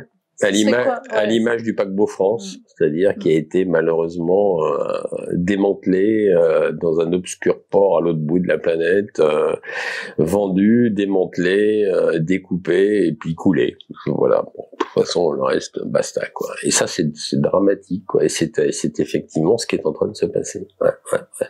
Mais c'est marrant parce que, enfin marrant non, mais c'est pas le bon terme, mais ce qui est étonnant, je dirais plutôt, c'est que Jean Ferrat, par exemple, qui était le troubadour des années 60, etc. Il y avait des paroles dans ces chansons qui étaient très actuelles. Il disait, mais ça va vous plaire de manger des poulets, ça vous plaît de manger des poulets aux hormones, made in USA. Et c'était fou parce que je me disais, il chantait ça dans les années 60. C'est-à-dire, il dénonçait déjà le fait qu'on était en train de manger des poulets aux hormones. Et ça date quand même des années 60-70. Donc il l'avait déjà vu, et là c'est encore plus que jamais réel, c'est-à-dire qu'aujourd'hui on est encore de plus en plus en train de bouffer en train de manger, je disais bouffer, mais c'est presque ça, c'est-à-dire des viandes, des poissons qui sont gorgés de tout, d'hormones, d'antibiotiques, on donne aux poissons des farines animales, ce qui est un non-sens total, on donne tout un tas de produits d'antibiotiques, d'hormones à ces pauvres bestiaux aussi, et du coup on sait même plus ce qu'on mange, et heureusement le corps humain a l'air costaud, parce qu'on y arrive.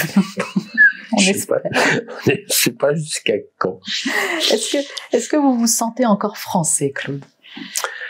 De cœur, oui, parce que oui, quand même, mais malheureusement, j'ai mal un peu pour ce pays. Ça me navre. Ça me navre de ce que ce pays est devenu, oui. Oui, c'est vrai que je me sens toujours un peu français, mais malheureusement de moins en moins. En tout cas, pas de cette France, pas de ce qu'elle est devenue. Ça, c'est sûr. Vous savez, je suis un peu épicurien sous mes atours comme ça. J'aime bien les bonnes choses. J'aime bien le côté un peu bon vivant. J'aime bien le côté un peu artistique, quand c'est joli, quand ça émane quelque chose. Mais pourtant, je suis un grand amateur de hard rock. J'ai pas honte là-dessus. Moi, je suis un grand fan. J'étais un grand fan à l'époque de tout ce qui sortait. Moi, j'ai baigné dans le début des Who, Deep Purple, de Floyd. Ça, c'était le bon côté anglo-saxon, mais là, ce que la France devient, c'est-à-dire ce qui me gêne, si vous voulez, c'est, comment dire, c'est tout ce côté pervers qui est arrivé derrière et qui maintenant est de plus en plus ouvert. C'est tout ce côté pernicieux, pervers, toxique. Et c'est ça qui me gêne de plus en plus. C'est-à-dire que sous des couverts de libéralisation ou sexuelle ou autre, ou culturelle, on en arrive à une propagande toxique et liberticide. Et ça, c'est ça qui me dérange le plus. Voilà. Et ça me fait mal. Oui. Ça, franchement, je suis pas content. Vraiment pas content. Ouais. Parce qu'en fait, la France en tant que pays, je pense que les Français ne méritent pas ça. Mais on le mérite pas. Mais après, on va me dire, ouais, mais bon, vous avez élu. Effectivement, on a élu. Bon, pour l'instant, nous sommes responsables quelque part de ceux qu'on a élus. Et oui, même si on s'est abstenu de voter, on est quand même responsable. De toute façon, on a quand même notre responsabilité. C'est pour ça que même maintenant, on pourrait peut-être y faire quelque chose. Et même pas le peut-être, on pourrait y faire quelque chose. Vraiment. C'est bien dit. Merci beaucoup, Claude Janvier. Je rappelle le titre de votre livre, coécrit avec Jean-Louis Zambert, L'abandon français. Quelque chose est pourri dans mon royaume de France. Et puis, le tout dernier, vous êtes venu avec. C'est un peu un guide, vous l'avez dit tout à l'heure, qui s'appelle Le Nouvel Empire Européen, ce que l'on vous cache. Que je n'ai pas encore eu le temps de lire parce que vous venez de la porter. Alors. Et oui, c'est c'était la petite surprise. Oui, c'est la surprise. C'est-à-dire quand Monsieur Emmanuel Macron, tout d'un coup, a annoncé qu'il allait envoyer à chaque foyer français un manuel de survie en cas de guerre, c'est une blague. Parce que derrière, il se pose déjà en chef de guerre. Mais il a toujours été en guerre, lui. De toute façon, il a été en guerre contre les Gilets jaunes, il a été ensuite en guerre contre un virus, à chaque fois il l'a dit. Et maintenant, il est en guerre contre la Fédération de Russie. Donc en fait, il est en guerre perpétuelle. Je pense qu'il commence à être en guerre aussi, peut-être à l'intérieur de sa tête, je sais pas. Mais en tout cas, force est de constater qu'il va nous envoyer un manuel de survie. Fantastique. Si c'est pour nous dire qu'en cas de guerre, il vaut mieux les se planquer dans la cave. En cas de bombardement, c'est sûr qu'on n'y aurait pas pensé. Mais bon, passons. Si c'est pour nous dire qu'il faut stocker des bouteilles d'eau en cas de veille, oui, ça on n'y aurait pas pensé non plus. Mais bon, passons.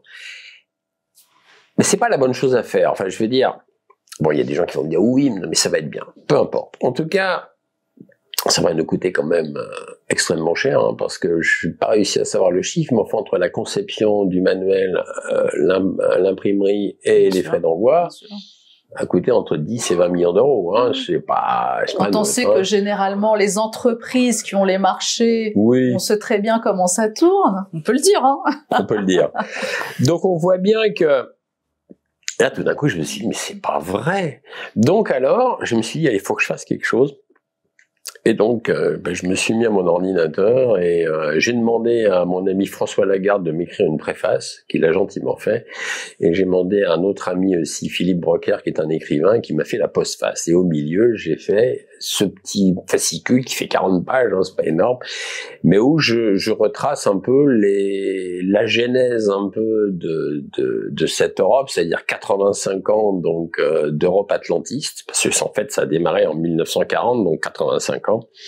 Je refais un peu la genèse, je donne aussi la genèse un peu de ce conflit russo-otanien via l'Ukraine.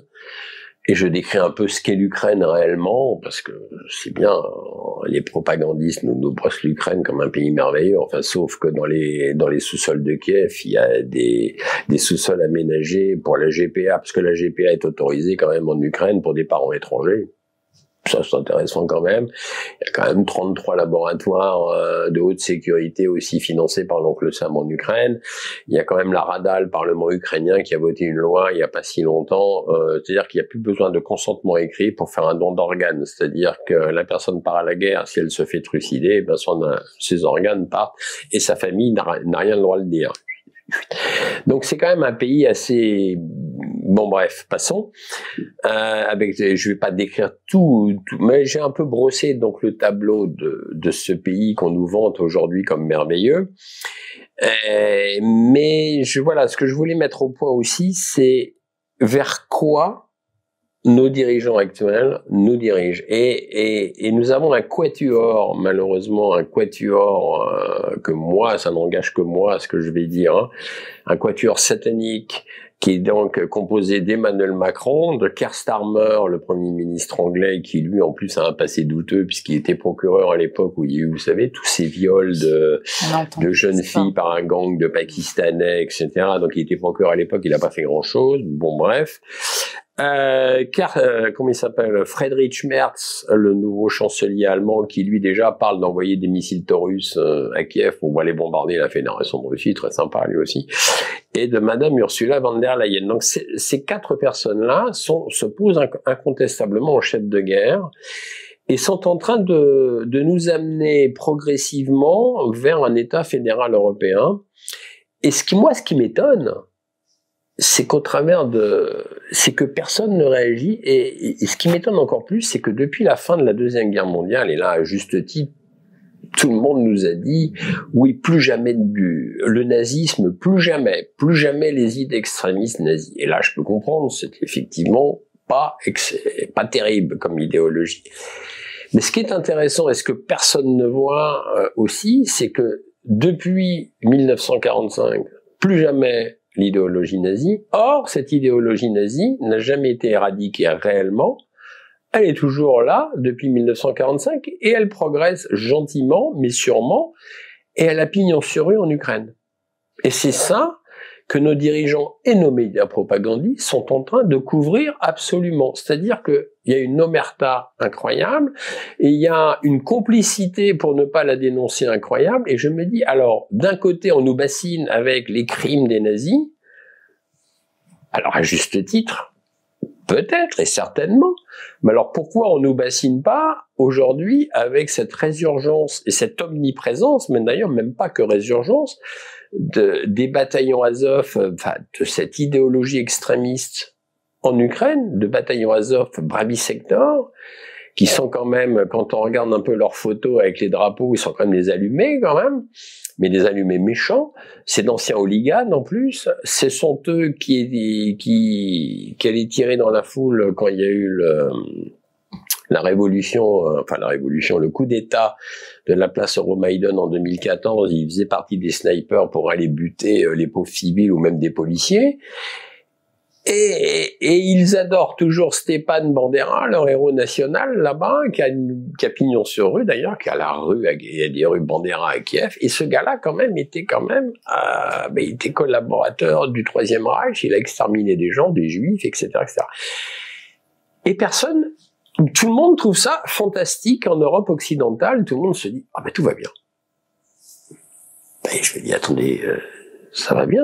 Alors le problème, c'est que derrière tout cela, avec ce quatuor que j'ai évoqué à l'instant, c'est que avec ce budget énorme qu'ils sont en train de voter, les 800 milliards de dollars que Madame Ursula von der Leyen et les milliards qu'Emmanuel Macron propose ou qu'un Starmer propose, eh bien, mais qu'est-ce qui va se passer? Un État fédéral européen, petit à petit, ils vont embaucher de plus en plus des mercenaires ça va être des milices lourdement armées, qui vont protéger le Parlement européen et toutes les instances publiques pour éviter évidemment qu'ils soient retirés de leur poste. Mais ces mercenaires et cette milice, ils vont avoir quoi comme idéologie derrière? Ils vont avoir une idéologie sympathique ou une idéologie mortifère? Bien évidemment qu'ils vont avoir une idéologie mortifère, puisque cette même idéologie mortifère, elle est toujours omniprésente et elle est couverte et elle est protégée. Donc c'est ça que j'ai voulu dénoncer aussi dans mon manuel. Mais non, attendez, faut peut-être rétablir un peu les choses là. Et c'est ça, vers ça, sur quoi on va. Donc, après je pose la question à la majorité de Français, il va peut-être falloir un peu vous rendre compte un peu de ce qui se passe et commencer peut-être à vous poser les bonnes questions. Voilà, donc je me suis dit, c'est un peu ma réponse. Voilà, mais je vais pas pouvoir l'envoyer. Moi, j'ai pas l'argent pour l'envoyer à tous les foyers français. Allô, un mécène, il me faut un mécène. Voilà, donc c'est un appel. C'est un appel au mécénat. Et puis on lance aussi un autre appel aussi finalement aux spectateurs qui vont devoir se poser plusieurs questions là. Avec votre interview, là, ça va être le temps de la réflexion. Absolument. À la fois sur la France et à la fois sur l'avenir européen. Voilà, exactement. Exactement. Merci beaucoup, Claude Janvier. Merci, Kate, c'était un plaisir. Plaisir partagé. Je vais vous inviter à signer notre livre d'or. Absolument. Merci. Merci à vous.